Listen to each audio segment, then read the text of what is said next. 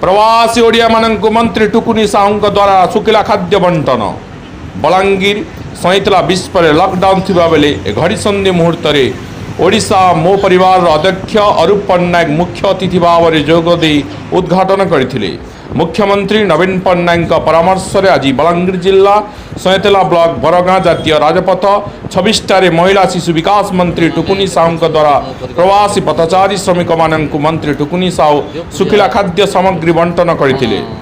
मंत्री का प्रतिनिधि चंद्रवर्धन पुरोहित, राजकिशोर डांग, राजेश बेहरा और भंद्रा पंचायत बीजेडी कर्मी रुद्र बेहरा, क्षीर रणा, राजेश भोई, लुबरू कुमार, व्यास रणा, डुलू सुना, सईतला ब्लॉक बीजेडी युव सभापति भैरव साहू, हेमंत साहू, कंसर समिति सभ्य केशव नायक, भीम साहू, त्रिलोक साहू, रंजन बेहरा, बीजेडी छात्र संपादक आलोक बुड़ेक प्रमुख विजु युव बाहिनी सदस्य मान सहयोग करते।